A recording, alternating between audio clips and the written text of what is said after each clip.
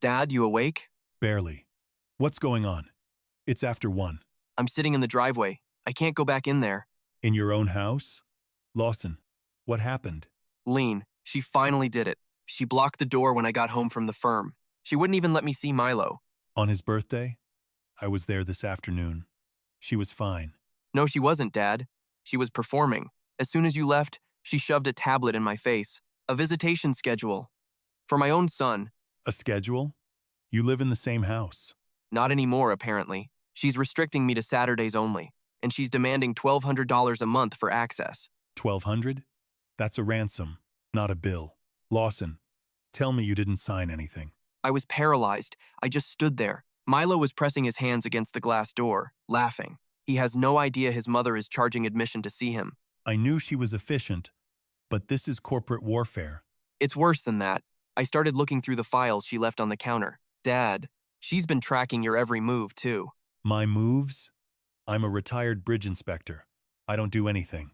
She has a log of every time you overstayed your visit. She's building a case to call you mentally incompetent.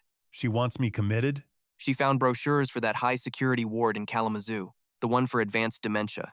She told me you've been forgetting things, and it's a safety risk for Milo. That's why she made me park 3 blocks away in the rain? To see if I'd wander off or get confused? Exactly. Every rule was a stress test for your sanity, and I let her do it. I was so tired of the fighting, I just went along with it. Lawson, look at me. Or, read this carefully. I'm not senile, and you're not a visitor. I know, but she's already emptied the accounts. The $85,000 you gave us for the house? It's gone. Gone where?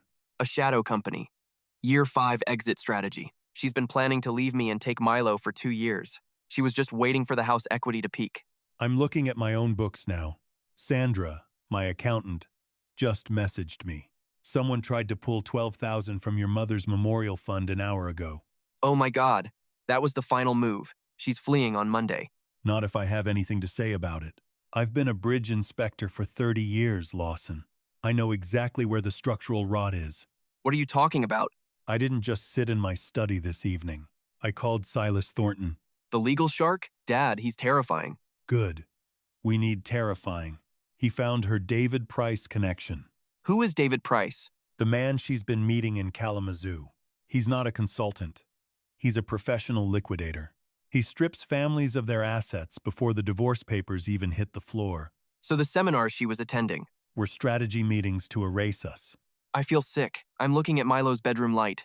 He's probably sleeping with that tablet she bought him. The $600 one? Sandra tracked that purchase.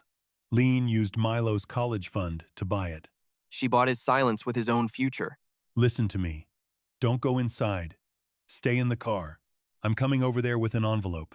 What's in the envelope? Evidence of embezzlement. $32,000 she skimmed from the firm. And the secret footage she recorded of me in the garden. Footage of what? Me talking to your mother's ghost. She was going to use my grief as proof of my madness. That's evil. It's physics, Lawson. When a bridge is failing, you don't patch the cracks. You demolish the structure and start over. I see your headlights. Get out of the car. We're going in together. She'll call the police. Let her. I have the district attorney on speaker. Dad, thank you for not quitting on me. You're a Kendrick. We build things that last. Now let's go get my grandson. I arrived for my grandson's birthday, gift in hand, but my daughter-in-law blocked the entrance before I could step inside. She shoved a tablet toward me, displaying a visitation schedule restricted strictly to Saturdays. Every gift required prior approval, and seeing him now cost $1,200 a month. I stood there, paralyzed by shock, yet said nothing. 7 weeks later, I handed her a single envelope. When she saw what was written inside, she nearly collapsed on her own front porch. Hello, everyone. Welcome to the show. Drop a comment with your location and tell me how you'd handle this. Make sure to hit the like button and subscribe to the channel. Note: this is a fictional tale crafted for entertainment, though it holds a very powerful lesson. That laminated paper didn't just slide. It hissed across the counter, killing the joy of my grandson's 6th birthday. I'm Robert Miller, a 67-year-old retired bridge inspector who still spots structural flaws, holding a heavy remote-control truck. That $120 box of plastic felt like a lead weight pressing against my chest. Guarding the door was Sarah, a nonprofit director who used her efficiency like a blunt instrument. No hug, no smile, just a clipboard held like a shield and eyes colder than a Michigan winter. 6-year-old Jack was pressed against the glass door, his muffled laughter vibrating through the frame. I tried to push past, but Sarah didn't move an inch. "Happy birthday, buddy," I called out, struggling to keep my voice from shaking. "Look at your gift." Sarah ignored the boy, her voice dropping into a cold, corporate tone. "Wait, Robert," she muttered. "We need to set some ground rules before you go any further." This wasn't a talk. She handed me a 3-page document titled Gift and Family Support Agreement. This was a calculated financial ambush, drafted and sealed before I had even reached their driveway. My son, Thomas Miller, a 41-year-old vice principal looking completely exhausted, stood in the shadows like a ghost in his own home. Have you ever looked at your own child and realized they were appraising you like distressed property? I looked for help, but he looked away while Sarah explained the new access fees. Seeing my grandson now required a recurring monthly payment of $1,200. $1,200? I whispered, my blood starting to boil with pure indignation. I'm his grandfather, Sarah, not a premium subscription. I looked toward the hallway. Thomas, for God's sake, say something. He just shifted, the smell of cake turning my stomach. The cold stone of the kitchen island felt like a final headstone under my hand. As I read the clause banning me without a bank transfer, I saw Jack watching. He was still there, tiny hands against the wood, eyes fixed on the decals of the truck. My heart broke for him, but my mind was already calculating the total collapse of this family. The door didn't just close. It clicked with a metallic finality that severed our entire history. I backed away, refusing to sign her ransom note. The truck stayed in the car. Sarah, I said, my voice low and dangerous, I won't buy my way into my own family. On the porch, Thomas repeated her script. It's for Jack's future, Dad, proving he was completely broken. I gripped the steering wheel until my knuckles turned white, driving away in a cold fury. $1,200. The exact amount missing from my late wife's secret accounts just last month. Heartache has a specific scent, stale lilies, mixed with the sterile chill of a morgue. It felt thick enough to choke me as I stared at a photo of Margaret and the boy. I sat in our Grand Rapids kitchen, the heart of our 40-year home, feeling the silence crush me. The hum of the refrigerator was the only voice left in the entire house. A steady vibration that mocked the empty chairs where my family used to gather for dinner. I'd gone to Holland to celebrate, but I came back a man haunted by sharp suspicions. I brushed my thumb against the cool glass of the portrait, tracing my late wife's frozen expression. January 2021, her only opportunity to cradle Jack before that cancer stole her very last breath. Tell me I am just being paranoid, I whispered into the hollow silence of the room. You always warned me about trusting foundations that hadn't been stress-tested. I recalled a dinner right after the wedding, an evening soaked in a false hope that blinded me to the deep fractures in our family. I handed them an $85,000 check for their house, thinking I was paving the way for them. I can still feel that freezing, thin air in the dining room and the way Sarah avoided our eyes. Instead, she watched that money with the cold precision of a wolf eyeing its prey, drafting spreadsheets before dessert. She was already plotting to strip the value from my engineering firm for her own selfish investments. It is sickening to realize my wife's final moments of peace were used as leverage for a bank transfer. I see Thomas nodding now, his expression a blur of fatigue and submission, while I mistook his weakness for genuine family loyalty. I stood up, the floorboards screeching under my weight, and retreated into my private study. I yanked the heavy folders marked for family gifts, the metal drawer letting out a sharp, familiar rasp. I pulled the carbon copy of that $85,000 transfer, the paper feeling as brittle as a dead leaf. Comparing those dates to a recent $1,200 fee, a terrifying pattern emerged from the cold data. You never notice the structural rot in a bridge until the pavement drops out from under you. Every withdrawal Sarah called an emergency repair was actually a slow bleed of my life's work. Then I found a note tucked inside an old statement, written in Sarah's sharp, controlling script. She had calculated the total sell-off value of my firm next to the words, Year 5 exit. That 5-year deadline? It is scheduled for tomorrow. Suddenly, I understood why that $1,200 demand arrived with such frantic, desperate energy. I grabbed the binder from the shelf, the plastic cover sticking to my skin like a fresh wound. The scent of old wood vanished, replaced by the sterile smell of the visitation rules she'd forced on me. I am a man who spent his entire career hunting for structural failure. Yet I missed the deliberate destruction of my own home. I traced the pages with a shaking hand. In 2021, it was just a simple allergy list. By 2024, it had evolved into a 4-page legalistic manifesto designed to keep me out. I could still hear her voice, that soft, manipulative purr she used to get her way. This is for the baby's routine, Robert. Consistency is the only thing that keeps him from spiraling. I see it now. Every guideline was a brick in a wall built to isolate me from my grandson. My gaze stopped on the parking rules. I remembered a miserable, rainy Tuesday back in the spring. She claimed my car in the driveway stressed the neighbors and blocked the path for emergency vehicles. I lugged heavy boxes 3 blocks in a downpour, soaked to the bone, just to keep my visitation window. I walked past my own empty driveway and saw Thomas just standing there by the garage door. "The street is fine, Pop," he muttered, refusing to meet my eyes.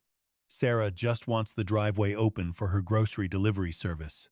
"It is 3 blocks away," I whispered as the rain hit my roof like a drum at a funeral. "It is a slow-motion trap. One polite request at a time, until the bars are too thick to break." I noticed something horrifying while rereading her latest clause about emergency exits. The language was lifted directly from a nursing home contract. She wasn't just managing my time. She was already practicing the paperwork to have me committed to a facility. I began mapping these rules against my checks with a cold, analytical focus. Every time I gave them money, whether for the roof or a trip, the walls around my grandson grew 3 feet higher. My wealth wasn't buying me respect or a seat at the table. It was funding my own eviction. The ink was still wet, but the betrayal was ancient. My title as grandfather had just been revoked. I'd become a mere decimal point in a ledger. Tucked in the very back of the binder, I found a stray page. It was a move-in form dated for next Tuesday. My home address was listed right under assets for liquidation. I finally saw the truth. This wasn't about the house. They were coming for my pulse. That coffee date Thomas set for tomorrow wasn't a request for some father-son quality time. It was a subpoena for my own burial. The realization turned the air in my office into a deep freeze. I watched my son through the cafe window. His hands shook so hard he had to put his latte down. This wasn't going to be a heartfelt reconciliation. I was walking straight into a tactical ambush. That secret plan I found in my study wasn't a what-if anymore. It was the death warrant I'd been bracing for. I pulled into the Hudsonville coffee shop parking lot, checking the perimeter like I used to inspect failing bridges. This town was full of shiny cars, but had no soul. I stepped inside as the espresso machine let out a hiss like steam escaping a high-pressure boiler. I took a seat with my back to the wall, an old habit from 30 years of surveying unstable structures. Thomas looked smaller, like his wife back in Holland was literally draining the life out of him. He slid a dry muffin toward me as a peace offering, but the gesture felt as empty as his eyes. "You're looking rough." "Thomas?" I said, my voice low and steady. "Is your wife still writing you about those new rules?" He winced, glancing at the door like she might manifest from the steam. "Dad, stop," he whispered. "We're just worried about you being all alone in that massive house." The air reeked of burnt coffee and the foul stench of a son, acting as a mouthpiece for greed.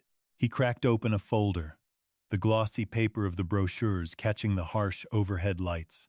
It was for Lakeview in Kalamazoo. My heart stopped when I saw the red header. This wasn't a retirement wing. It was a high-security dementia ward. Imagine the boy you taught to ride a bike now signing your life away.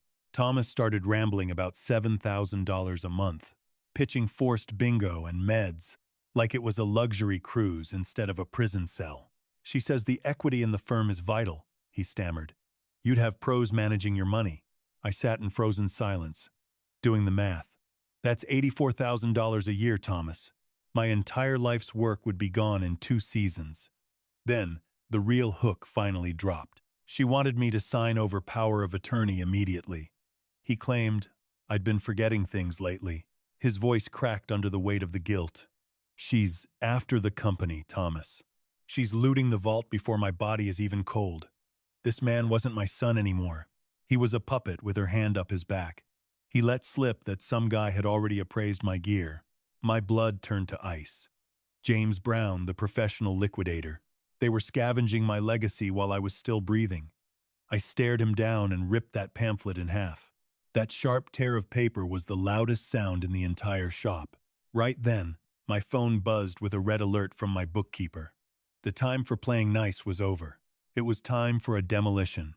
I left before the torn pieces of that brochure even hit the floor.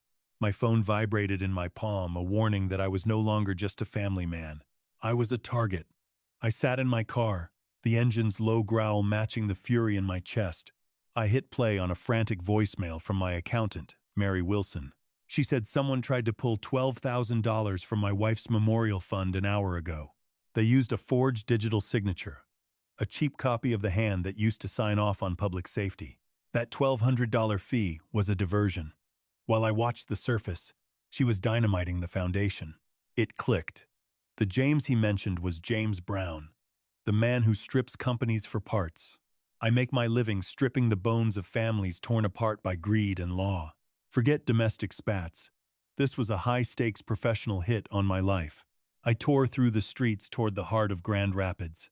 City noise faded as my internal engine roared with quiet, lethal precision. I entered William Davis's suite, a 55-year-old legal shark who saw human tragedy through the cold lens of a microscope. He scanned the strict protocol I tossed onto his mahogany desk, showing zero emotion while pulling up the latest county court filings. He searched for any claim of mental incompetence Sarah used to silence me before I could strike. "She's moving fast, Robert," he noted, the clock's heavy rhythm stressing his warning. "She isn't just isolating you.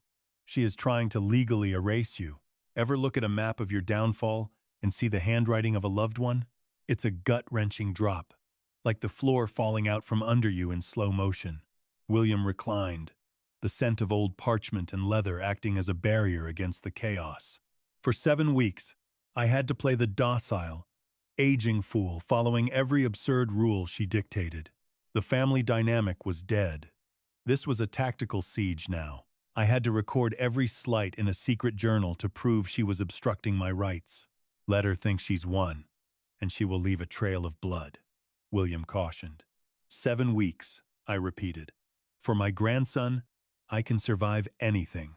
Before leaving, he dropped the bomb. Sarah tried hijacking my primary life insurance, funneling it into a trust under her total control. He slid a silver keychain across the table, a hidden mic that felt like a loaded weapon. The operation would officially go live at sunrise tomorrow. But William insisted on one final stop before I faced that house again. I stood over the printer as it whirred to life, churning out bank records that looked like math but read like a slow-motion execution.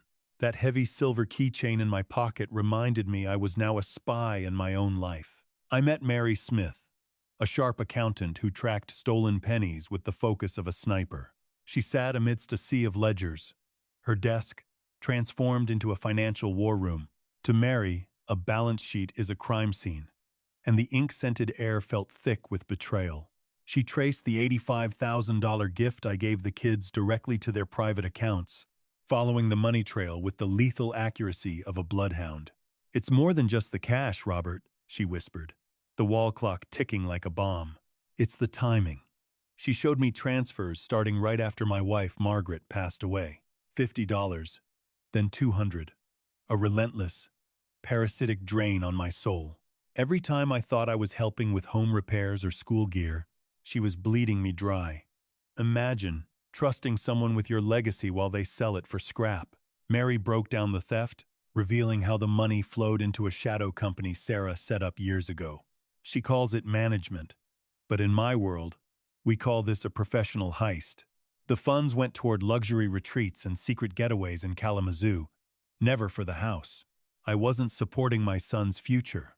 I was bankrolling a predator's vanity. Then Mary found the real horror hidden in the digital logs. Sarah had forged my son's signature for a year. Thomas wasn't helping her. She had stolen his identity too. The printer clicked one last time as the total appeared.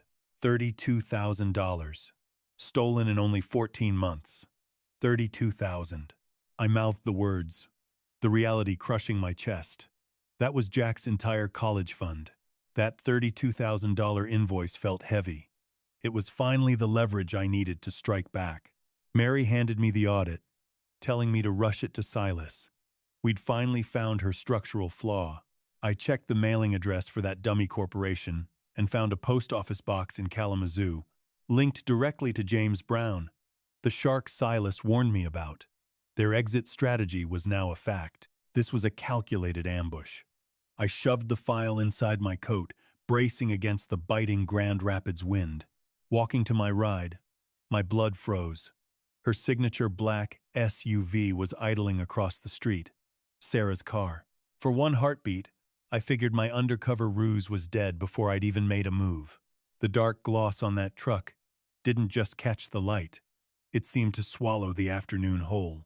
It sat like a void on the pavement, screaming my cover was blown. I stood frozen, gripping the handle. That damning report from Mary felt like it was burning a hole through my blazer. My pulse thrashed wildly. The sun bouncing off that dark metal felt like a spotlight in an interrogation. Hidden behind my shades, I waited. My thumb hovered over the lock for 60 seconds of pure terror. I braced for Sarah to climb out and grill me about why I was meeting a money trail specialist. But then, some guy I'd never laid eyes on hopped behind the wheel. Matching car, matching tint, but a total stranger. The sudden crash of adrenaline left me shaken. "Keep your head on straight, Robert," I muttered, as the city noise slowly started making sense again. Paranoia was playing tricks on me because she'd already invaded every damn part of my world. I steered back toward the firm, finally getting a grip. I retreated into Silas Thornton's peaceful office, where the scent of aged parchment and my worn inspection notebook finally calmed my nerves. It was a relief from the chaos. I laid out the $32,000 theft proof next to the filings. He told me that SUV was a fluke, but Sarah actually had a tail on me for real. They hadn't clocked our sit-downs yet. Right then, we locked in the 7-week plan. It was a tactical play where I had to play the part of the submissive victim. "If she believes you're crushed, she'll get sloppy with the money," Silas noted, his tone icy and detached. "Avarice beats carefulness every time. Can you handle her treating you like junk while you're secretly stripping her gears?" I didn't blink. Playing weak for 7 weeks to protect my grandson was an easy trade. Silas laid out the consequences.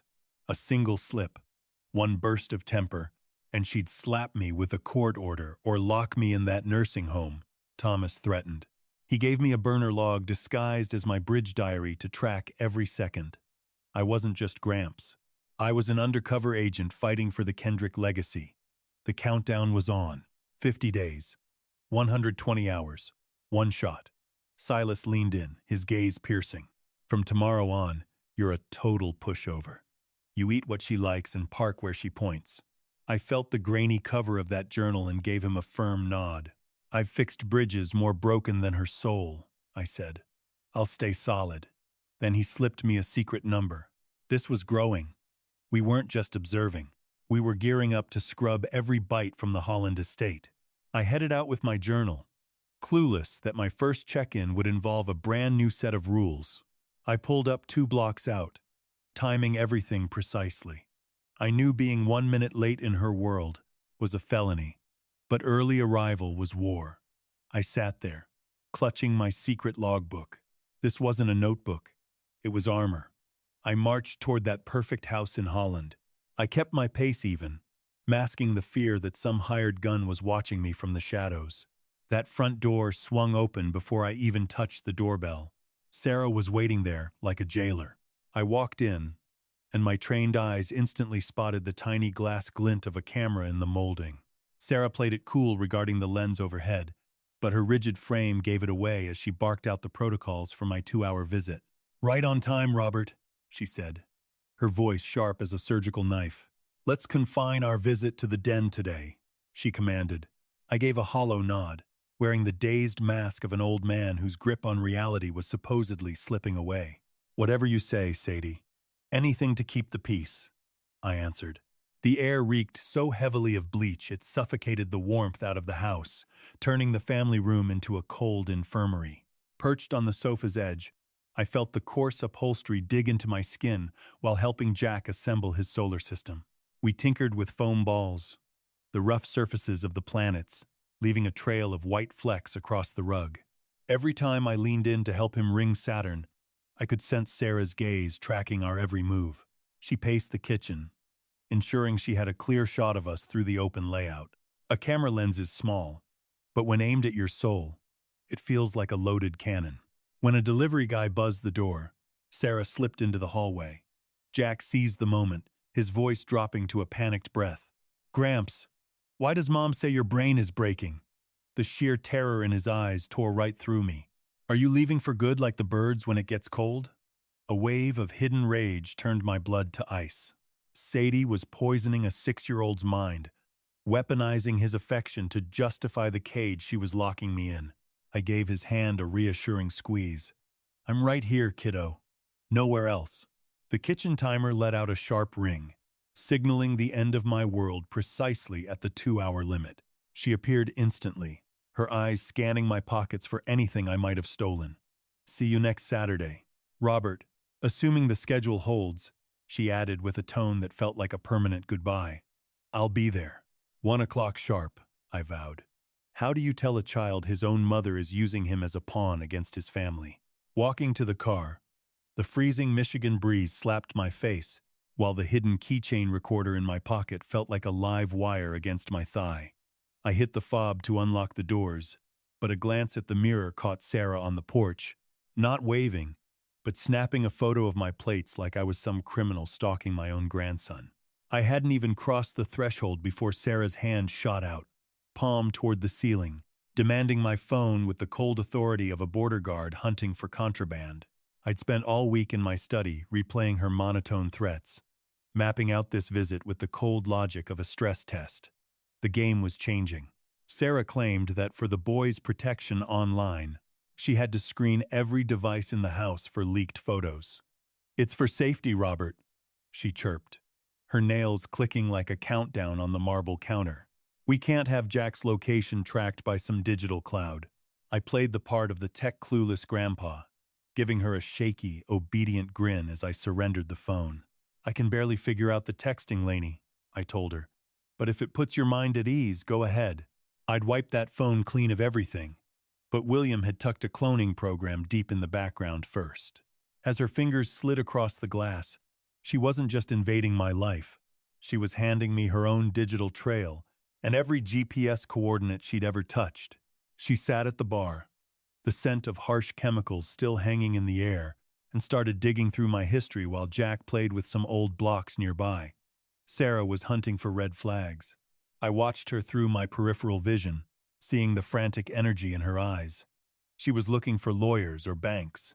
Her exit plan was crumbling, a structural failure she didn't realize was already terminal. "Who's this Thornton guy in your calls, Robert?" she barked, her voice snapping like a whip. I kept my cool. "Just a consultant for my old engineering firm." I lied perfectly. "He's helping me with a crack in the foundation."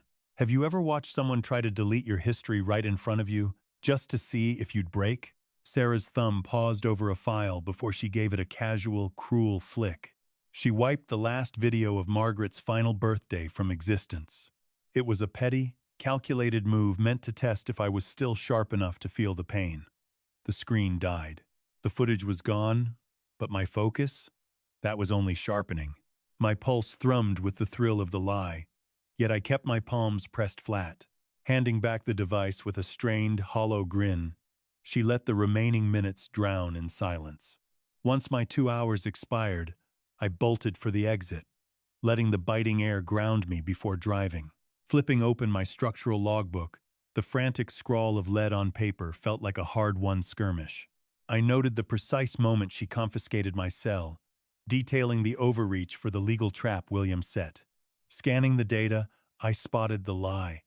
The GPS pings proved Sarah was nowhere near Kalamazoo last weekend. Her supposed getaway spot was actually a dive motel near my firm. Cold fury solidified in my chest. She wasn't merely plotting a divorce. She was dismantling the very foundation of my life's work. Ignoring the black SUV tailing me, I focused on the cedar box on my lap, my hidden weapon. This was the lifeline for my grandson. I sat idling on that quiet Holland street, catching my breath. The neighborhood's stillness felt ominous. My digital audit had already turned my entire world upside down. She was bleeding accounts dry. She was sizing up my assets for a total wipeout. I needed to move with clinical detachment. I exited the sedan, gripping two vintage scale model flyers like they were contraband. Gifts faced a brutal audit under her laminated rules. These were strictly educational props for a physics project, a clever technicality I prayed she would overlook. Inside, the house felt scrubbed of joy, smelling faintly of bleach and forced order. Thomas was there, swathed in thick fabric despite the house being a warm 72 degrees. When he grabbed my coat, the sleeve shifted, exposing a wrist so skeletal it made my heart sink. He was wasting away, his face drawn and eyes etched with weariness that surpassed physical exhaustion. Sarah stepped into the hall, her voice cutting through the air like a serrated blade. "I trust those comply with the house safety code, Robert," she remarked. "Purely a flight lesson." "Sarany," I countered, keeping my tone as neutral as a concrete slab, harmless for a 6-year-old. She poked at the boxes like a suspicious border guard. "Fine, provided the adhesive is non-hazardous." We gathered at the table, the plastic clicking in the box being the only rhythm in the room. As Jack sorted wings, I caught Thomas's eye. "Remember the scent of that old cedar garage, son? The summer we built the P-51 Mustang." I evoked the sharp tang of balsa and wood glue, the golden afternoon sun hitting the floating sawdust. A man's spirit dies when his home becomes a cage. Thomas's rehearsed mask finally shattered. "I have not revisited those memories in years, Dad," he breathed. Our eyes locked, offering a glimpse of the man he used to be, before she shut it down. "Jack has a sensory aversion to clicking sounds today," she snapped, snatching the kits away. "It is becoming quite disruptive, isn't it, Thomas?" His hands did not just tremble, they shook with fear. He scrambled to help her pack, his fingers dancing nervously against the mahogany surface. "Right, of course. Let us just tuck this away," he mumbled, looking as breakable as glass wings.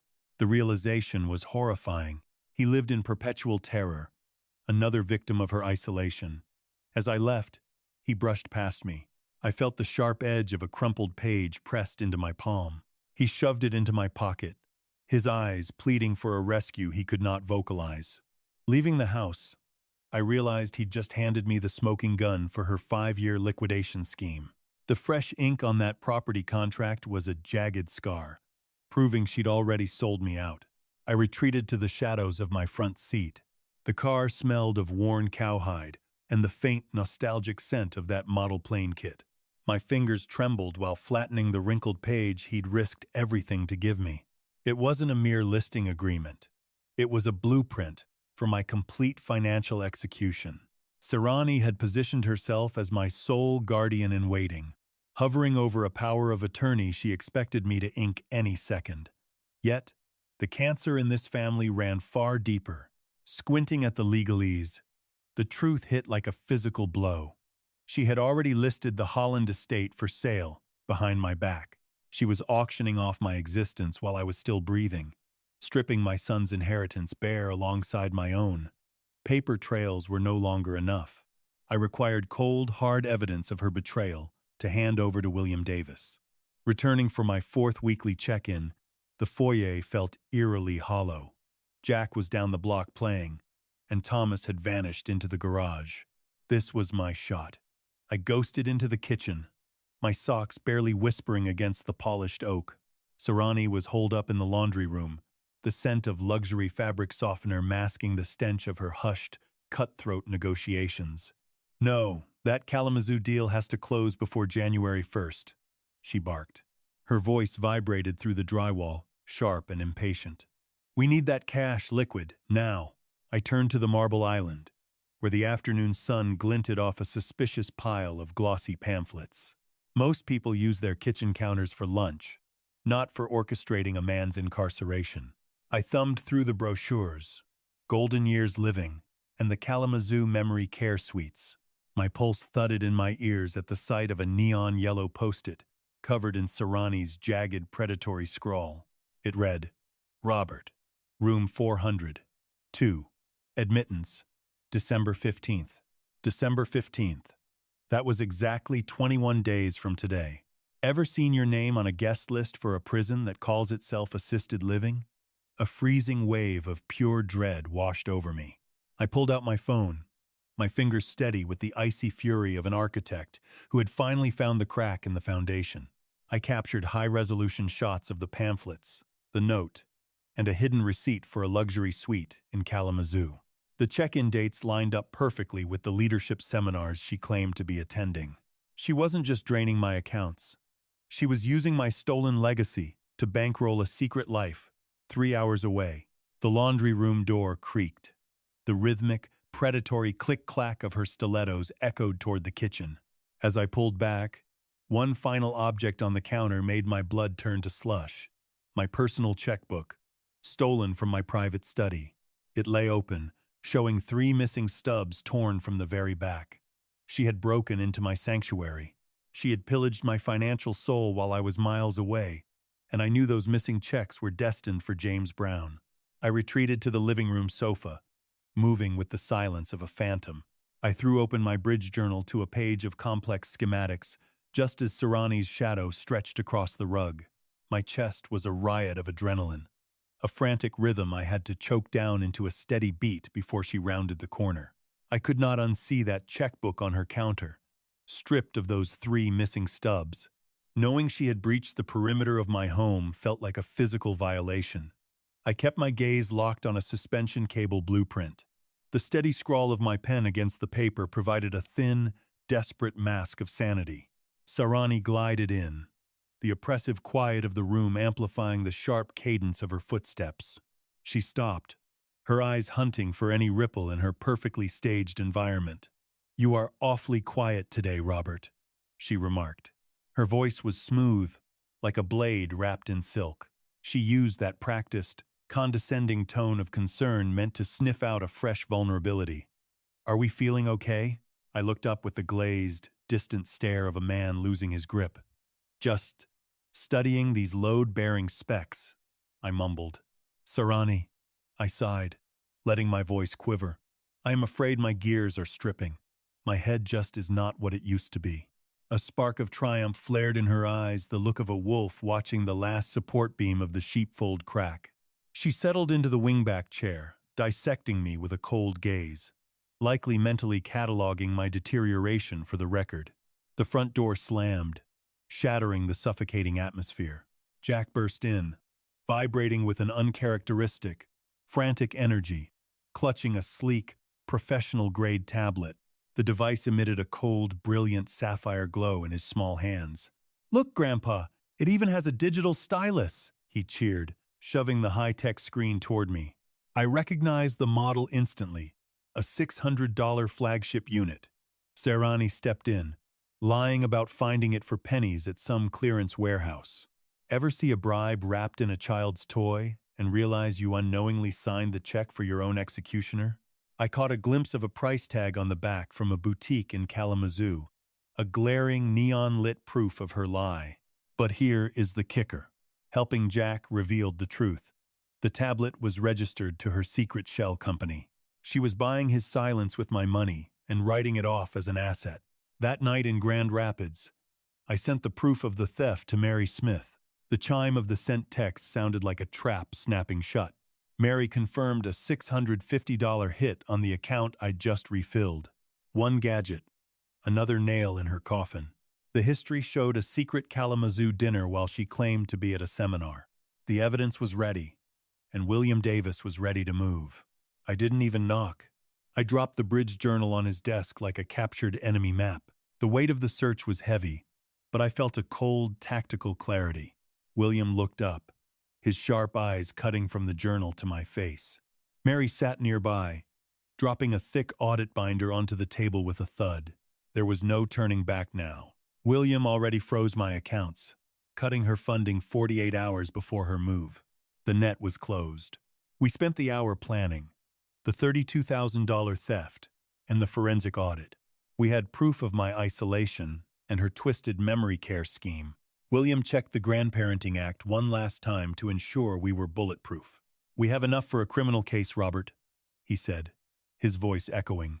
"We are looking at embezzlement and second-degree elder abuse." I shook my head, jaw tight. "I don't want her in a cell, William. I want leverage. I want my son.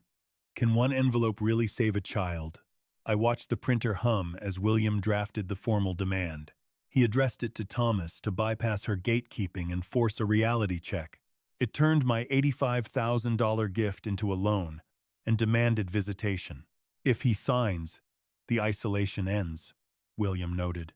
"If not, we sue Monday." "He will sign," I promised with total resolve. "He just needs the truth." Mary provided the audit and those hotel receipts. William slid the demand letter into a heavy brown envelope and sealed it. That paper sliding into the sleeve was the sweetest sound I'd heard. It didn't feel like paper. It felt like concrete stopping the rot. Mary caught her trying one last desperate move. She tried for $5,000 more today. William handed me the envelope with a warning. "Do not give it to her. Give it to Thomas. Let him break it." I gripped the cold office handle, letting the metal ground me. I have inspected bridges for 30 years. I know exactly where the pressure goes. I walked to my car, unaware her latest text had already changed the game. The blue glow of the screen felt like a blade to the ribs. "Jack is sick. No visit Saturday.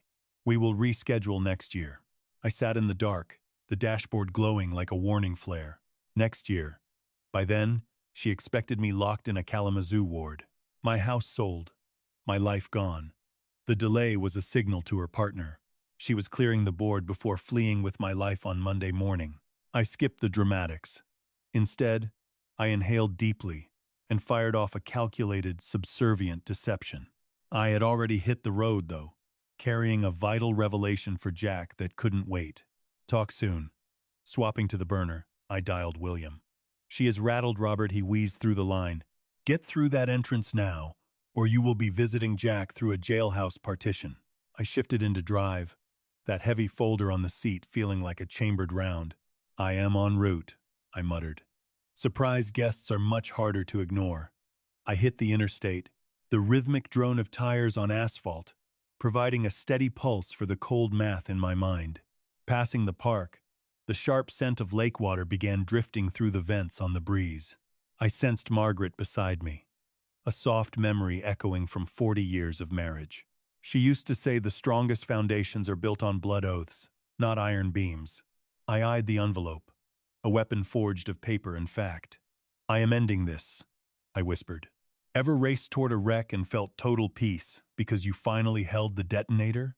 I pulled into town at exactly 12:55. The tidy suburbs looked like a stage set about to be leveled. I did not hide nearby. Ignoring protocol, I jammed my car into the drive, pinning her black truck in place. I straightened my frames and white-knuckled the heavy manila folder, my pulse flat for once. Looking up, I saw the boy's silhouette in the attic pane. His gaze was bright and vibrant.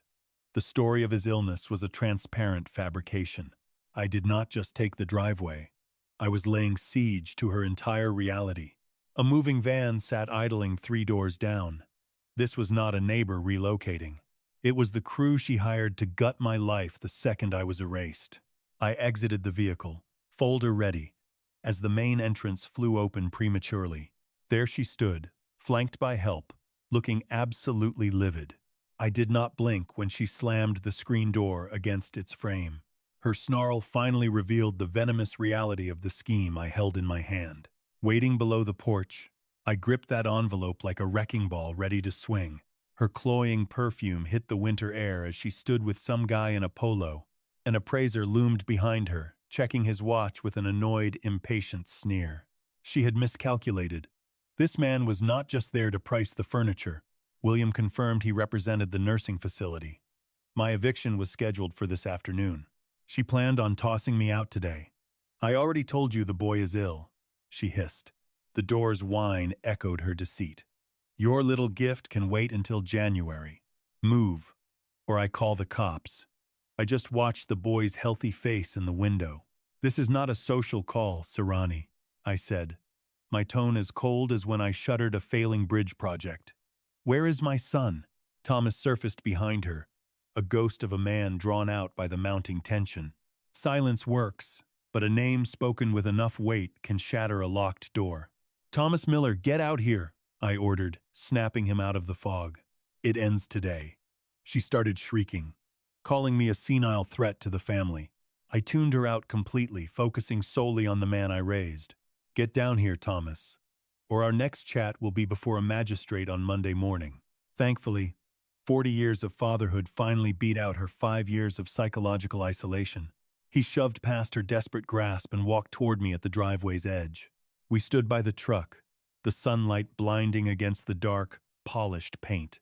Ever seen a man you raised finally choose to stop fearing a shadow? That envelope was the most beautiful weapon I'd ever wielded.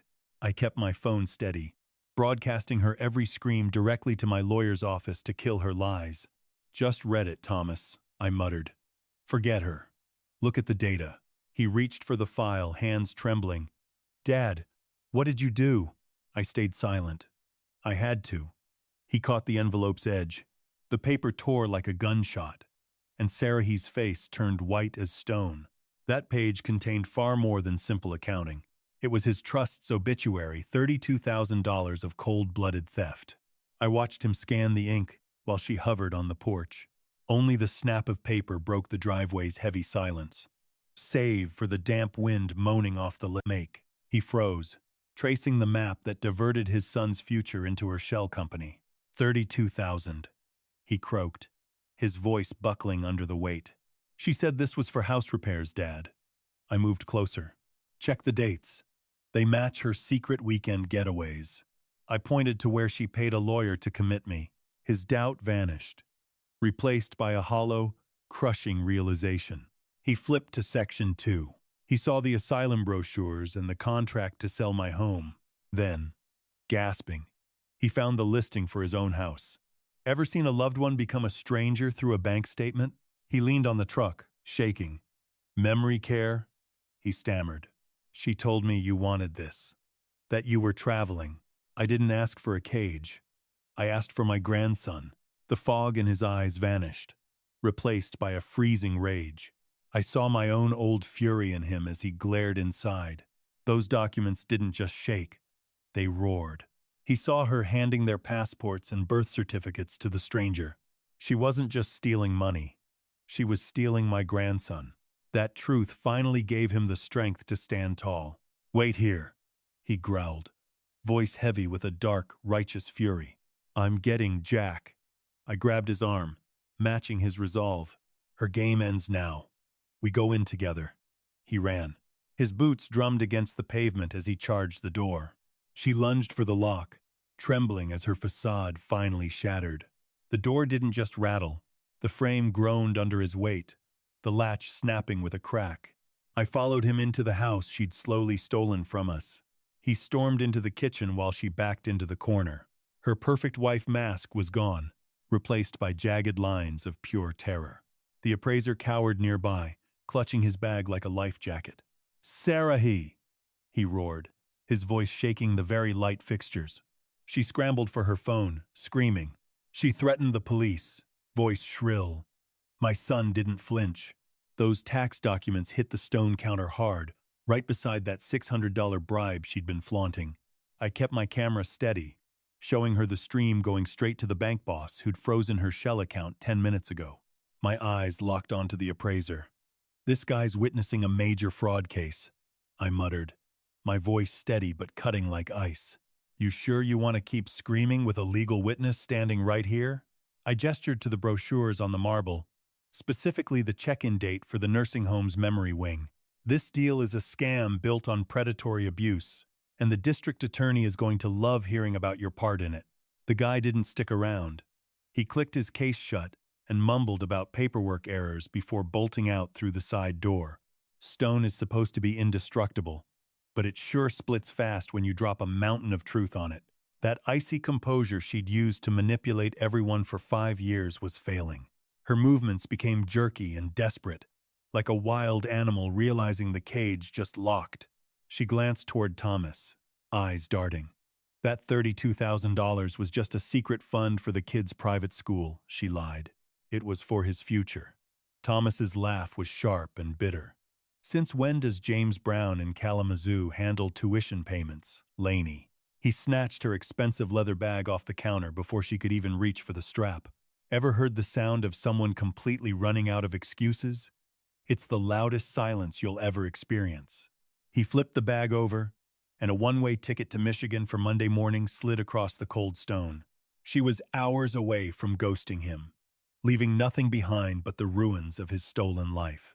The fridge hummed in the heavy quiet as she collapsed onto a stool.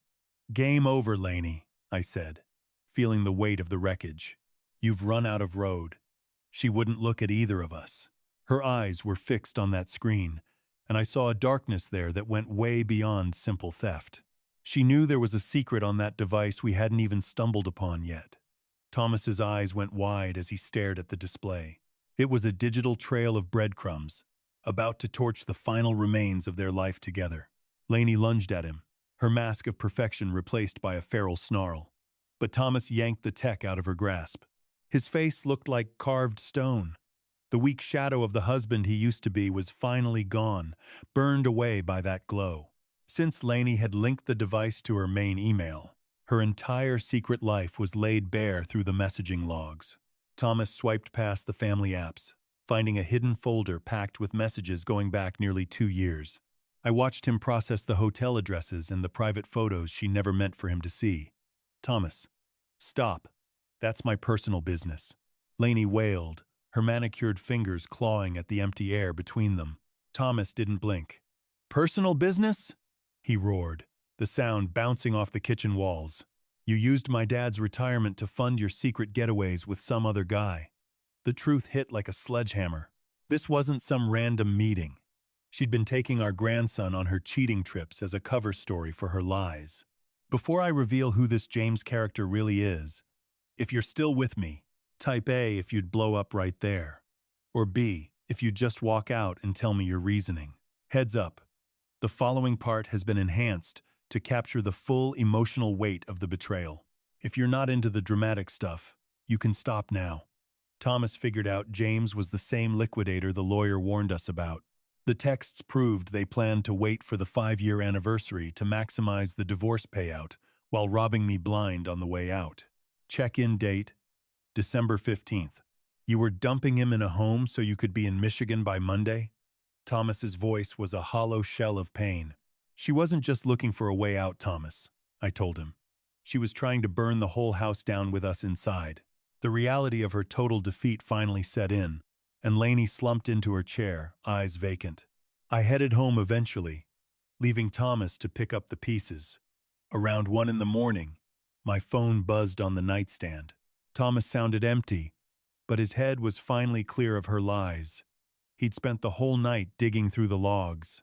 That $32,000 was the payout she'd promised James for help cleaning out the old man's accounts. 2 years of betrayal, one device, and no more lies to hide behind. "She never gave a damn about me, Dad," he whispered. "I was just the piggy bank for her grand escape." "We can rebuild the bank, son," I told him. "The poison is finally out." James's leaked texts exposed their sick plan. Drug me into a stupor at Lakeview before I could ever reach a lawyer. Thomas leaned in, his whisper barely audible, as he revealed the discovery of a hidden digital file. Inside was a clip Sarah filmed while I was vulnerable, the final blow to her legal defense. I pulled up to the Holland estate just as a bloody sunrise cracked the horizon, finding Thomas wide awake. He stood on the pavement with 3 packed bags, looking like a man who had already checked out mentally. The freezing morning air cut through my lungs. Thomas's face was a ghostly mask of pure exhaustion. Even so, his gaze held a terrifying clarity I had not seen in nearly a decade. We stepped into the foyer where Sarah was playing house, sticking to her rigid morning rituals. She sipped her roast, scanning a schedule as if her crumbling marriage were just a minor technical difficulty. Thomas skipped the small talk, slamming the evidence-filled tablet onto the counter, the screen glowing with cold truth. He hit play on that secret footage Sarah recorded of me months ago. I watched her expression as she saw me in the garden, whispering through my tears to Margaret's ghost. James Brown had coached her to weaponize my private grief, framing my mourning as a descent into madness. That footage was a mirror, reflecting her own predatory soul and choking out any remaining lies. It is haunting how 8 years of devotion fits into 3 suitcases with plenty of room for her betrayals. Thomas did not raise his voice. He simply handed her the eviction papers William had drafted overnight. "The police are on standby, Sarah," he said, his tone chillingly calm. His voice held a gravity that made her flinch. "You have 60 minutes to pack what fits in your car." She tried to maintain her arrogance, sneering as she hissed that we were making a massive mistake. "You are nothing without me," she spat, before frantically scavenging the house for high-end labels and designer goods.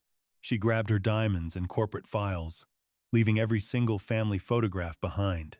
Thomas stood like a sentinel at the stairs, blocking her from touching Jack's records or the house title. This house, once her pristine kingdom, now felt like a crime scene being scrubbed of its lead suspect. "Drop my mother's necklace," Thomas ordered as she reached for the gold. It was never meant for a stranger. I watched her drag that trunk across the floor, the wheels screaming. "Careful," I remarked as she passed. "That bag looks heavier than your non-existent conscience." Ignoring me, she stumbled out onto the porch into the biting frost of the morning. Thomas slammed the door and threw the bolt that digital click, marking the end of an 8-year sentence. He pulled out his phone, instantly killing her access and locking down the entire perimeter. As the deadbolt engaged, I finally felt like I could take a real breath for the first time in years. Reaching the curb, she saw her black SUV was gone. I had already had the company asset towed. There she stood, a fallen queen waiting for a rideshare in the bitter cold. Thomas turned to me, his face ghostly but firm, and asked the one question I feared: "How do we tell Jack?" The courthouse steps were freezing, but for the first time in 5 years, the wind was finally at my back. It felt like a gale at my back as I walked with Thomas toward the Ottawa County Justice Center. The winter chill bit at my skin, but it could not touch the iron resolve hardening in my chest. We found William in the corridor, the scent of industrial cleaner and old parchment hanging heavy in the air. William had not slept, spending every hour refining an emergency legal strike to protect our assets. He held our entire 7-week sting in a leather case, the audits, the logs, and the evidence of her schemes. We had the motel receipts and those terrifying brochures for the lockdown facility she had picked for me. Our mission was simple: get an emergency order to keep Jack safe and stop her from gutting the firm. "The evidence is a mountain. She will be buried under it," William murmured against the marble backdrop. "I am not looking for a fight," Thomas replied, his footsteps echoing rhythmically against the stone. "I just need my son to be safe." William dropped the hammer. Sarah he had already countersued, painting me as the household aggressor. That porch footage I streamed live sent her lawyer running for the hills the second it played. The judge moved us to his office for the boys' sake. Inside, every pen stroke boomed like a cannon. William queued up the weekend brawl, followed by that sickening clip Sadie filmed of me falling apart. The judge's face turned to stone as he saw the calculated mind games and the money she'd bled dry. Ever feel the weight of your entire life shift back into place with just one quick signature? "I've handled messy splits before," Judge Thornton muttered, his eyes glued to the financial records. "But treating a multi-million-dollar firm like a kidnap victim? That's new. I just wanted my grandson." "Your Honor," I breathed, pulse racing. When that mallet finally dropped, it wasn't just wood hitting a table. It was the sound of a cage unlocking. He inked the order, giving Thomas full legal and physical rights to the boy immediately. Sadie got 1 supervised hour a week at a state center. All her business accounts were frozen instantly. William found $15,000 she'd slipped a broker 3 days ago to rush my house onto the market. I would have lost everything by Friday. "It's done, Robert," William whispered, passing me the official papers. "We're safe." Thomas's hand hit my shoulder, the hollow, haunted look finally vanishing from his eyes. Let's tell Jack he's spending the day with Grandpa. I left that building clutching the legal win. My head was elsewhere Blandford Woods, and the vow I made to my late wife that Jack would finally feel safe. No hidden mics in the walls, no stopwatch ticking in my pocket. When Jack yanked my hand toward the swamp, the Michigan air tasted like pure liberty, not a court-ordered visit. I killed the engine at the nature preserve. The stones crunched under my boots like a victory parade. Jack jumped out, a massive grin on his face that didn't require anyone's permission. We hit the dirt path. The scent of wet pine and the freezing wind felt like scrubbing away the poison of Sadie's suffocating rules. After 4 long years, I finally stopped staring at the clock. No 2-hour limits, no scripted rules, and 0 spying eyes. Seeing him kick through the fall leaves, the tension in my chest finally snapped. "Grandpa, the lake. Can we?" "As far as you want, kiddo," I yelled back, running to keep up with him through the woods. "We aren't in a rush." Then Jack told me Sadie said this place had shut down for good. Just another lie to keep his world small and under her thumb. It hit me then she wasn't just gaslighting me. She was trapping a 6-year-old in her twisted reality, too. We hit the overlook above the wetlands and spotted a massive blue heron standing guard. "Check out how quiet he is, Jack," I whispered, resting my arms on the wooden rail. "He's smart. He knows the truth comes out if you just stay patient." Jack stared at him, then me. "Like your secret envelope, Grandpa?" he asked. "Families are like these wetlands. They look like a mess on top, but the roots underneath keep the whole thing from sinking." The kid saw everything. He understood the war we were in far better than I ever realized. He grabbed a crayon and started sketching that bird, the wax scraping against the paper in the quiet. "Grandma told me about these birds," he murmured. "I'm naming him after her. She's definitely here with us." That sense of peace crashed over me like a tidal wave. Ever look at your kid and realize you didn't just win a lawsuit, you won his entire future back? I finally felt at rest, knowing I'd secured more than visitation. I'd saved Margaret's legacy for her grandson. Buckling him into his seat, I spotted a nursing home business card hidden in the flap of his sketchbook. The horror set in. Sadie had been coaching him to trick me into my own institutionalization. Her treachery was total, but the nightmare was finally dead. We pulled out as the orange sun began to slip beneath the tree line. Thomas texted about rebuilding the company, a reminder that while the heart was healed, the work was starting.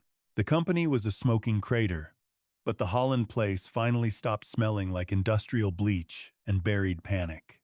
Tonight, the air was thick with overcooked pasta and the shaky, beautiful scent of a fresh start.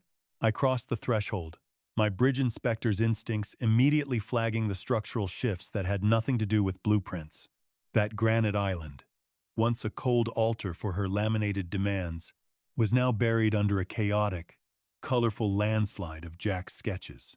The kitchen's rhythm was soft now, no more staccato clicks from Sarah's heels or the icy weight of her judgment. Thomas stood by the stove, stirring a pot with the desperate focus of a man trying to glue his life back together. "I fed the binder to the shredder this morning, Dad," he said, his voice hitting a depth I hadn't heard in years. From the office, I heard the faint whir of the machine, a mechanical requiem for the cage he'd finally torn down. Should have done it ages ago. I walked over and gripped his shoulder, feeling the iron tension finally melt out of him.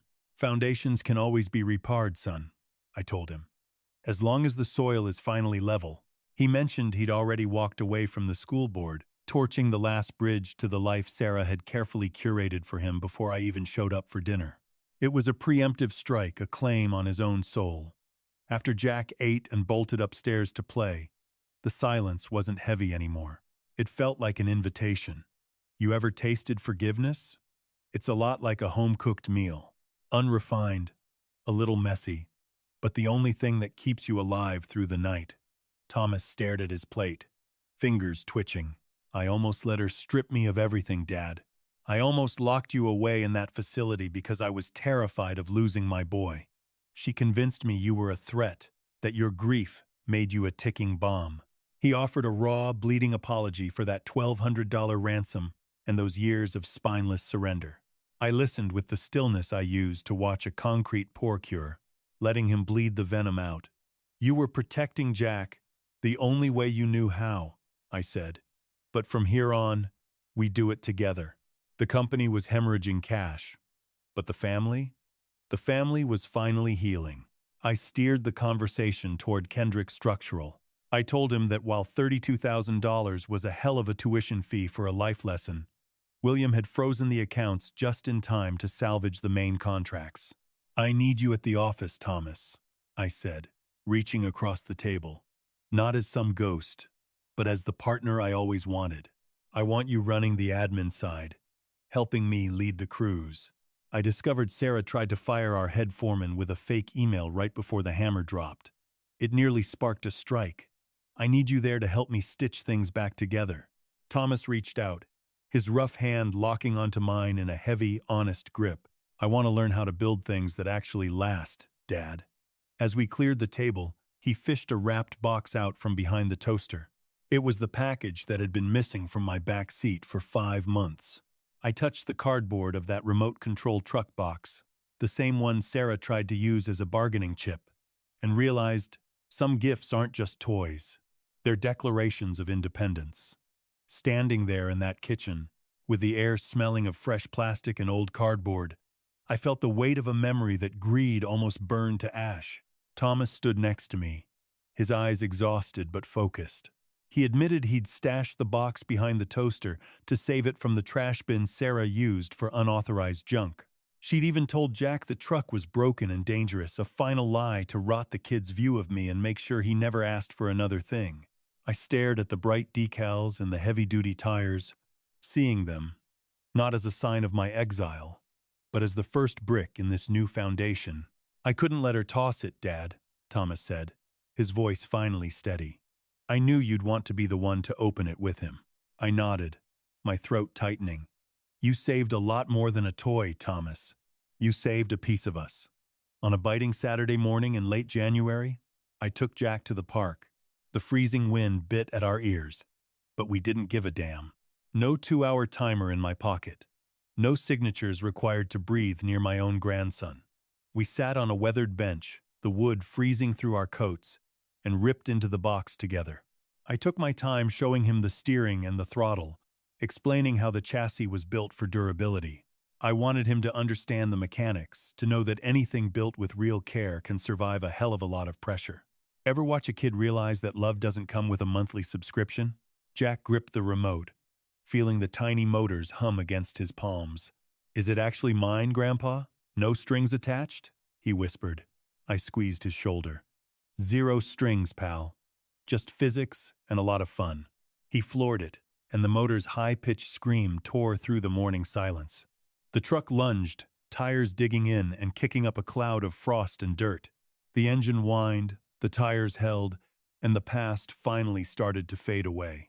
Thomas stood back, filming with his phone not for a legal audit or a clinical report, but for a family memory we actually owned.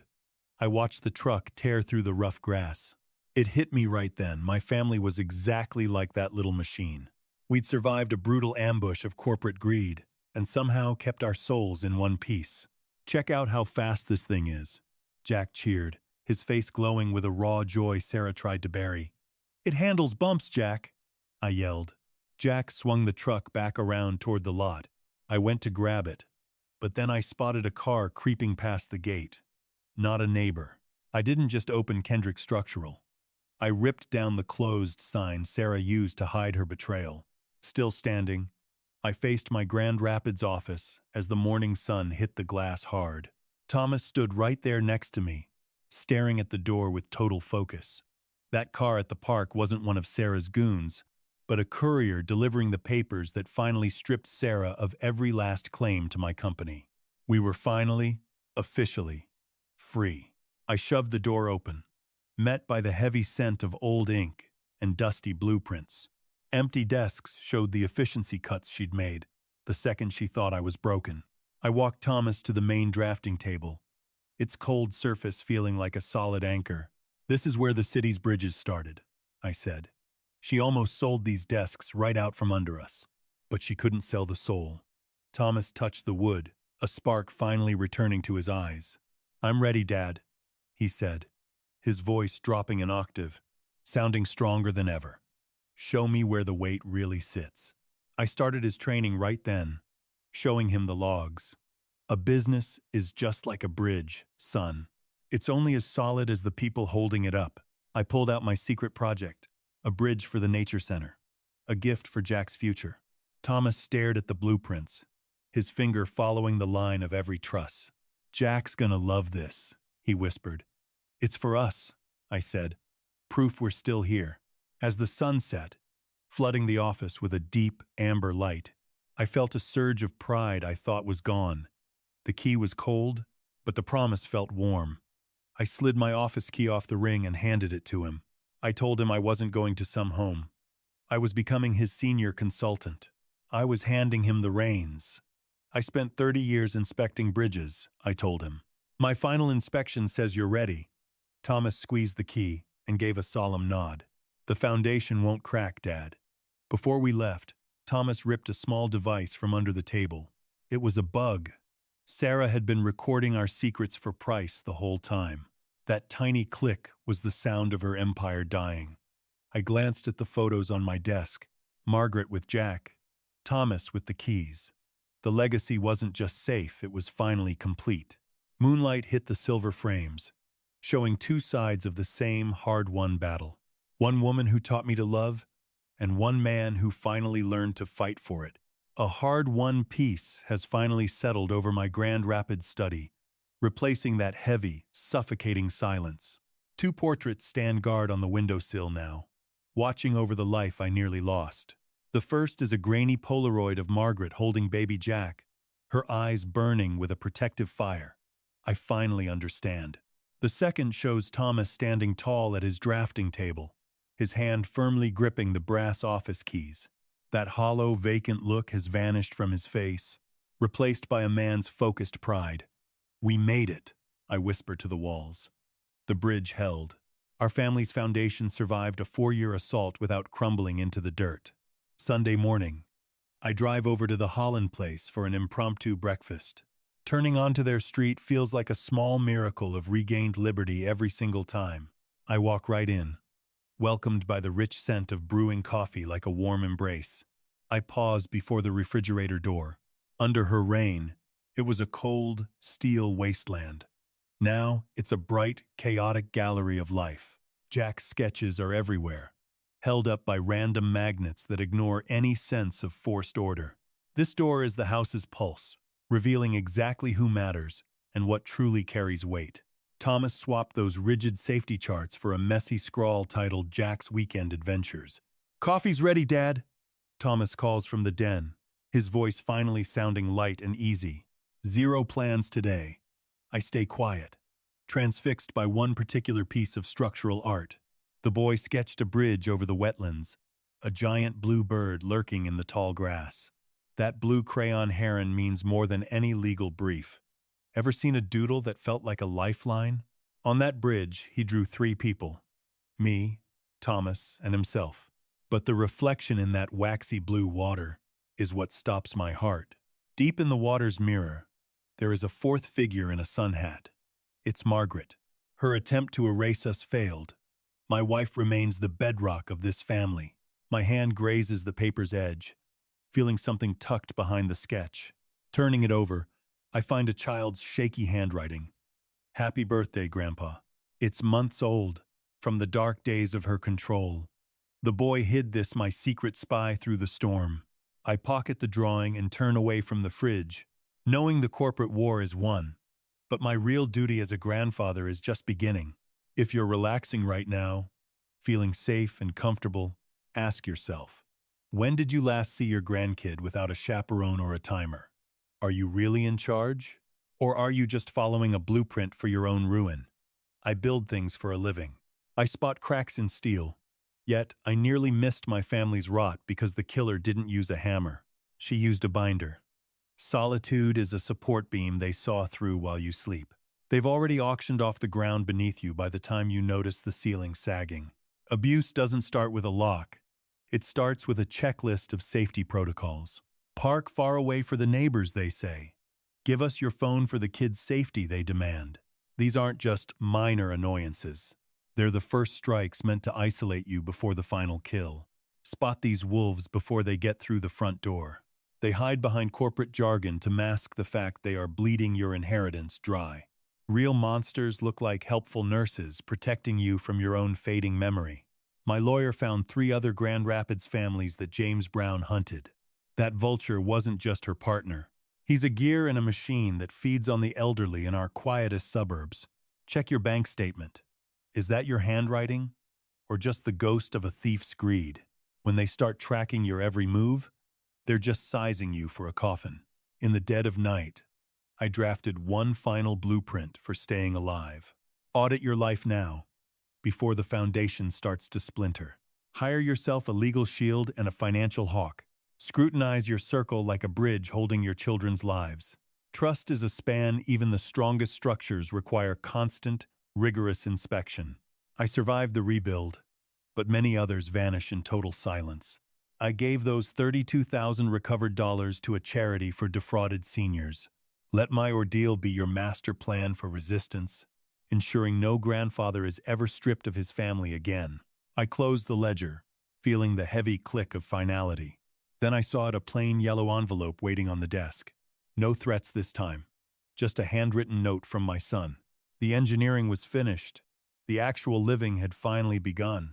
I gripped that card, absorbing every one of my son's words, finding a bond restored that I feared was gone for good. The thick paper grounded me in the silence of my study, smelling of hope. Thomas actually discovered my notes 3 weeks ago.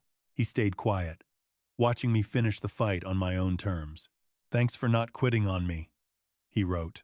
I touched the ink, a ghost of a smile finally appearing.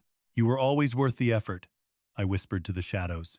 This was my real pillar, far beyond steel and civil engineering. I packed my tools away, having saved the Kendrick legacy. Truth is the only material that never yields under pressure. Engineers call it failure. The world calls it a reckoning. Lies eventually collapse. Her downfall was just basic physics.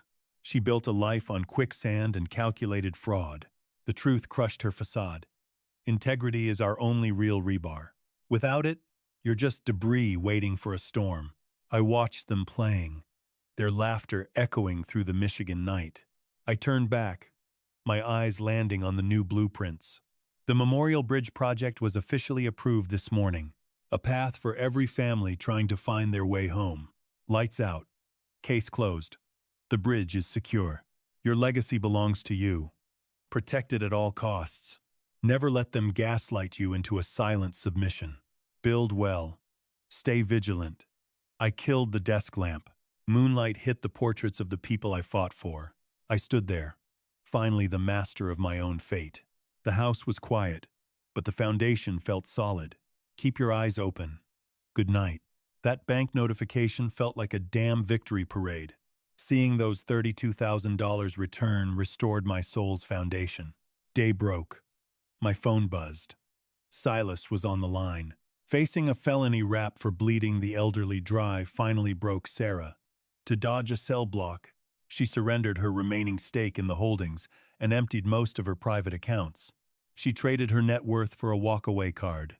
"The wire is live," Robert Williams said, his tone dripping with the smugness of a won case. I sank into my leather chair, eyes shut tight. "Money was never the point, William," I told him. "This was about the integrity of the foundation." Then he dropped a detail that actually made me grin. The assisted living home was hauling Sarah to court for fraud and breach of contract, leveraging my own paper trail to claw back the deposit she'd made with my hijacked cash. The very shields she'd hidden behind were now sharpened into blades. They officially stripped James Brown of his Michigan liquidation license. The vulture had its wings clipped. I headed downtown for one last sit-down with Mary Smith. The rain-slicked asphalt gave the city a sharp, antiseptic smell.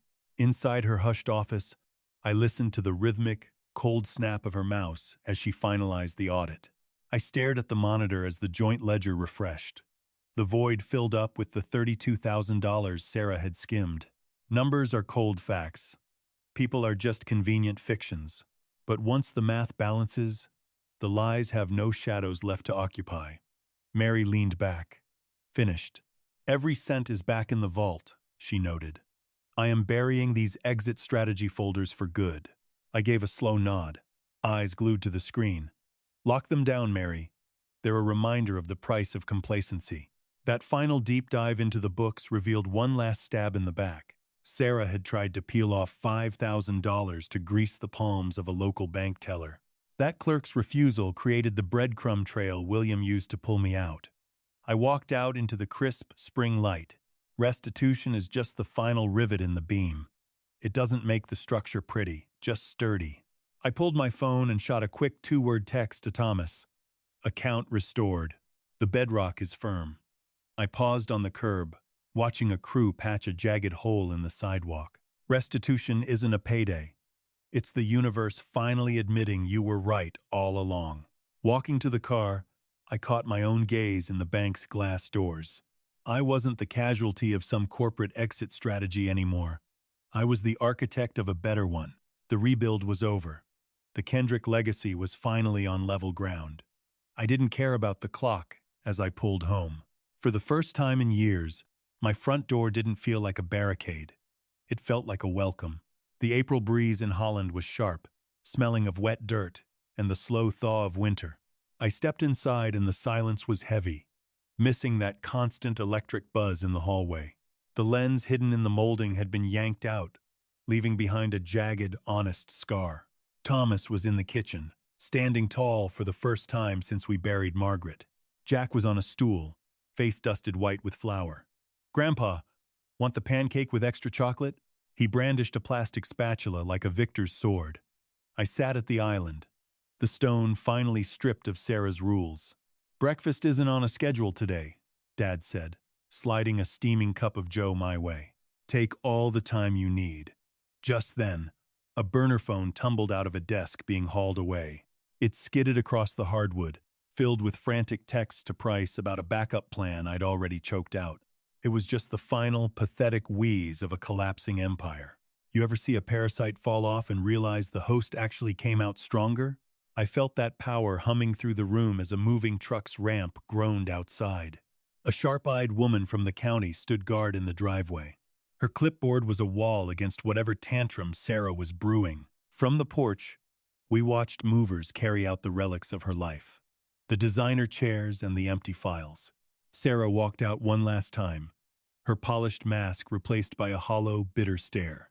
She reached for an old porcelain vase in a box, but Thomas stepped in, his grip unshakable. He pulled an old audit snap, confirming that vase was a gift I'd bought for Margaret 40 years back. Her hand fell limp. The cold bite of the china lingered on my skin as she spun away. "Victory in a graveyard is still a loss," she spat, her voice cracking like a fraying cable. I met her gaze, feeling nothing but the heavy, quiet weight of the end. "Wrecks are meant for rebuilding, Sarah," I told her. "It's the hollow shells that just cave in." She slipped into a rideshare, leaving a gaping hole in the drive where her SUV had loomed for years. The car vanished around the bend. That silence? It was the most deafening thing I had ever felt. Thomas slumped against the frame, exhaling a breath he'd been clutching for 5 long years. "Is it over, Dad? Is she actually gone?" he whispered. "She's out of our lives, son," I said, gripping his shoulder. "The bones of this place are finally sound again." Behind us, the heavy deadbolt slid home with a satisfying metallic click of security. Morning sun hit that old family vase on the porch, and I knew that while her ghost had left these halls, the real mending was starting where Jack waited. That shredder wasn't just chewing up Sarah's rigid parenting manifestos. Its steady grind was the sound of a family reclaiming their lives from a tyrant's thumb. I stood in the heart of the kitchen with my boy, watching the dawn light wash over a workspace that no longer felt like a sterile lab.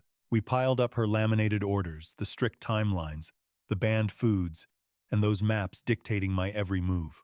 Feeding that first page into the blades, the harsh mechanical whine sounded like the sweetest symphony I'd heard in a lifetime.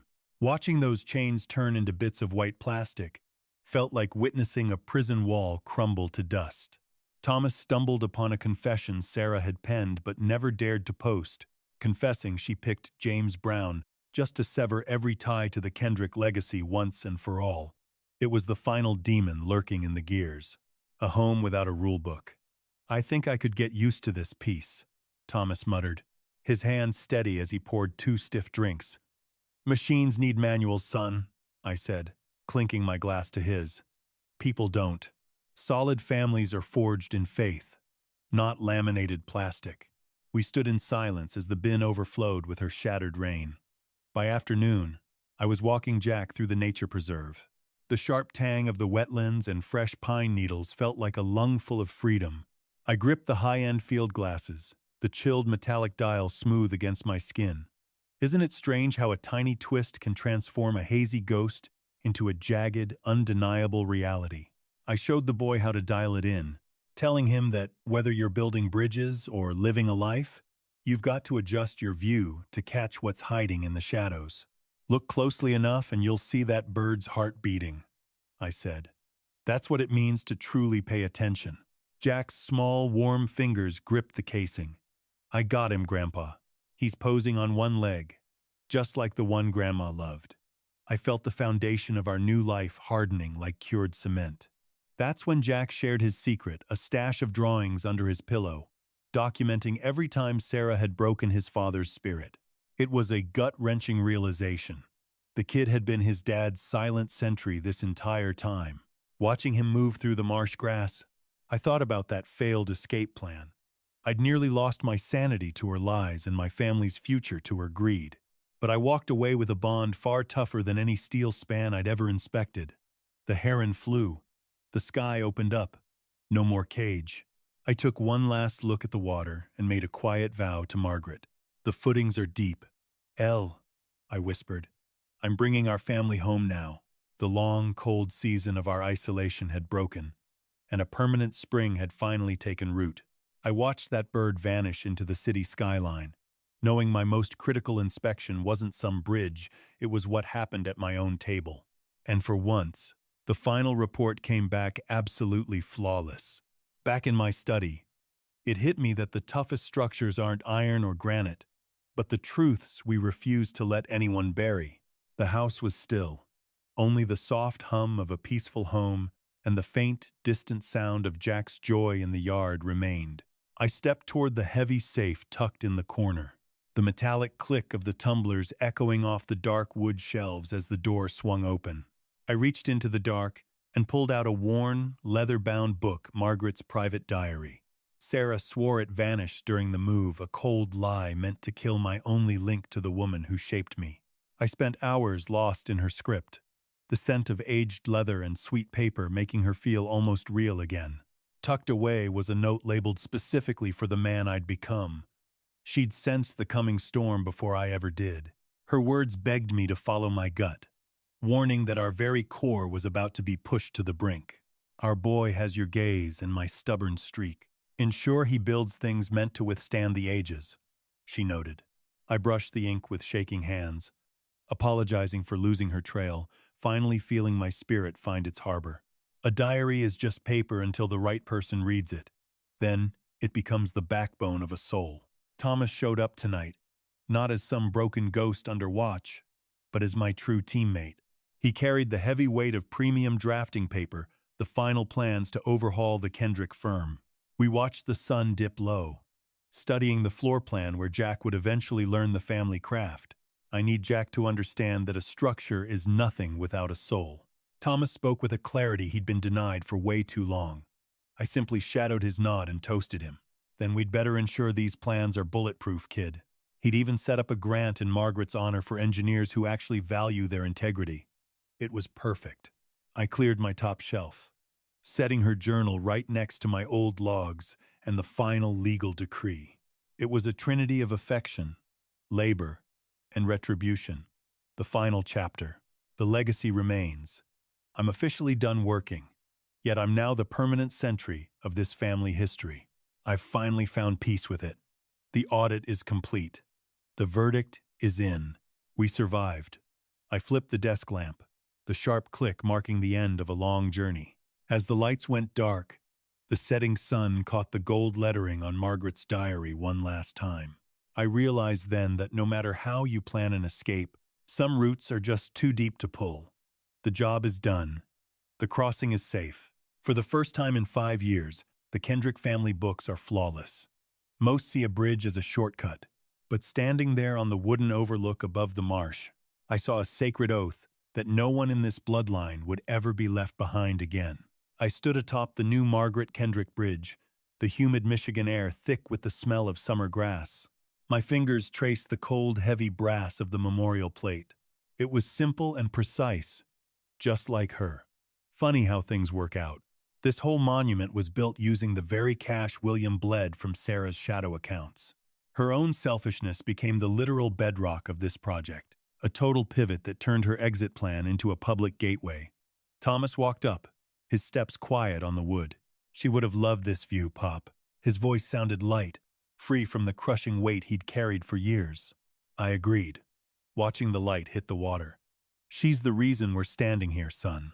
I watched him fix Jack's pack, a small, natural moment of love that used to be impossible under constant legal eyes. By breaking Sarah's grip, I didn't just save myself. I gave Thomas the chance to lead with love, not logic. The cycle of loneliness was over. The Kendrick men were finally whole, bound by a past we refused to bury. A bridge is a pact between shores. If that pact is real, the span will never break. I'm taking the boy to the firm tomorrow. Thomas's eyes sparked with pride. He wants to see where the big ideas happen. I smiled, thinking of my old desk. Just remind him he's the heart of the whole project. Case shut. Bridge open. The Kendricks are finally home. A final notice from her lawyer came today. She's gone, leaving the firm and this state forever. My final attachment severed. I spoke into the void of the marsh's suffocating quiet. For those hearing this, shadows adore seclusion, yet they crumble beneath fierce financial scrutiny and shared integrity. Examine your foundations, guard your heritage, and refuse the lie that you are standing solo. My grandson's giggle pierced the stillness as he bolted toward the forest's edge. "Beat you to the truck, Pops," he yelled, his boots drumming a fast beat on the deck. Leaving the water behind, I retreated with my kin, the duo tasked with keeping my name alive. A heron's wings thrashed the air behind us, screaming through pines as the ghosts finally vanished, chasing a tomorrow that felt bright. I watched my boys disappear into the thick, emerald timber. I had built the path. They were the ones who would walk across the abyss without flinching. Recalling the wreckage, I saw that our war was never about cold cash or signed contracts. It was about how faith rots in the dark when you look the other way. I once thought love sufficed. Now I know survival requires a sharp eye, total honesty, and grit. If you are tuned into our tragedy, please, do not repeat my fatal error. Never brush off red flags just because the snake has your blood in its veins. Call it a father's reckoning. Though this strike was not born of malice or mere payback, I was shielding my boys and our legacy. Still, every strike comes with a steep price. When the home fractures, the soul shatters. If I leave you with a single lesson, it is this. Do not ever trade your voice for a fake, quiet peace. Guard your worth and your kin before a stranger puts a price tag on your life. Somehow, the Almighty led us home, proving that belief and patience can mend even the most jagged wreckage. Thanks for riding shotgun until the wheels fell off. I am dying to know your perspective. What is your move in Robert's shoes, staring down a knife held by your own blood? Drop a comment. If this hit home, hit subscribe to catch the next dark chapter we uncover. Heads up, while this draws from gritty reality, some parts were dialed up for dramatic impact. If these tales are not your speed, no sweat. Check out our other clips that might grab you.